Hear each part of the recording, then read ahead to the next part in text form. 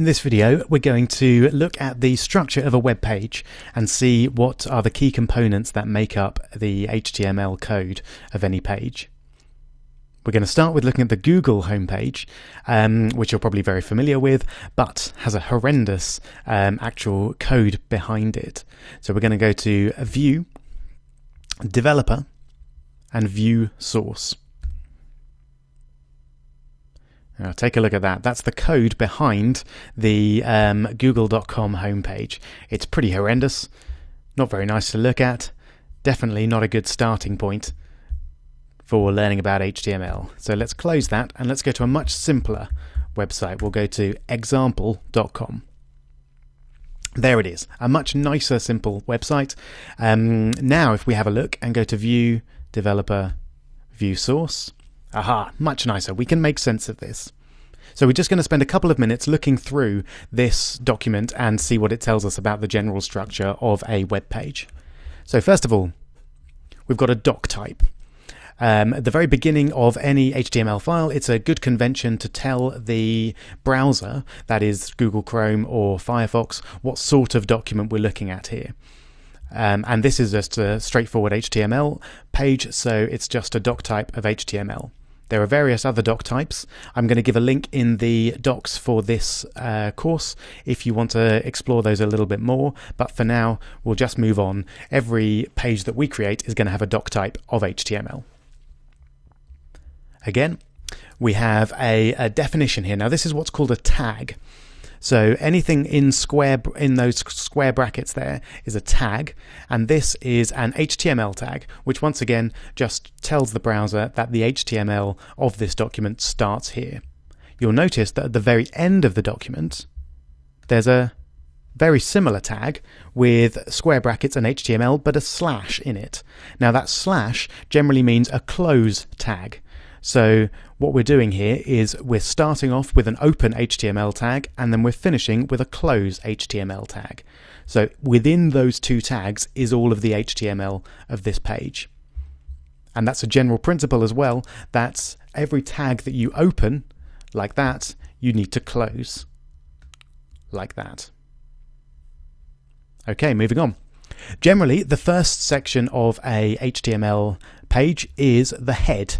And that's where we store various bits of information about the page, and also in some cases link to other files that we need to download to get some information and some styles or JavaScript, which we'll be looking at later on, to make the page display correctly and do things. So again, if we scroll down a little bit, we can see that there's a close head tag there as well. So the head is everything between those two tags. So just to run through what we've got within the head, we've got a title. Now the title is actually what appears in the tab of your browser here. So you can see title, example domain, and slash title. So that is the opening tag for the title. This is the closing tag, and the title appears in between the two. Okay, now this next one here is a meta tag. So a meta tag is a bit of information about that web page. This one is a character set meta tag, and it's a character set of a very common character set of UTF-8. Now that really doesn't need to worry you too much about different character sets. Again, I'll give a link in the docs. You can have a look and read a bit more about that if you want to. But for now, it's important to set a character set, but it doesn't really matter which one you use for now, and UTF-8 will do fine for the moment. So we'll just keep that in all of the documents that we create. Okay, the second bit of metadata is a content type. So once again, this just tells the browser that this is an HTML bit of content, and it also sets the character set again as UTF-8. The next meta tag is the viewport. Now this is something that becomes quite important when you're developing for mobile devices. You might want to switch off zooming, for example, is something that's quite commonly done, and you would do that in the viewport tag. All this does here is set the width of the page to be equal to the device width, so that's just the width of the window, and it just sets the initial scale to be 1. So essentially the default viewport. Once again, if you're more interested in a viewport, I'll give you a link to read more about that in the docs. Now, chapter 2, you've probably noticed, is all about styles and CSS. So we're not going to go into this in great detail, what this actually means. But this is a style tag. And again, we've got a closed style tag down there. And in the middle, we've got all of these styles, which basically just dictate the nice rounded borders there, what the font is, what the titles look like, etc., etc. But we'll go into detail about that in chapter 2. Okay. And that covers the head. We're now at the end of the head and we're into the body.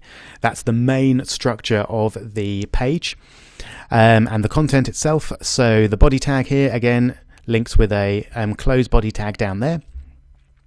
And we've got a div tag. A div is just a division of a web page. So you normally divide your page into several different divs, each of which might be a chunk of content. Here we've only got one div, it's a very simple page. Now within this we've got our header. We'll talk about H1 tags in the next video, but this just defines our header example domain. Again, so the H1 tag is what makes it appear like that, nice and big and bold. And again, we've got a close H1 tag there. P is short for paragraph, so this is general text content of a page. And there's you go, there's your text content for that. And then once again we've got a close P tag to end that paragraph. Now we're nearly at the end now. We've got another P there to define a second paragraph, and this A tells us that this is a link, and it's a link that goes to this address, and the text for that link is more information. If we go back and have a look over here, there's our link, and if I mouse over that you can see that it becomes a link and I can click on it if I want to. And then once again we've got to close the link tag and close the paragraph tag. And that's the end of our HTML. So just to recap, we've defined a doc type of HTML.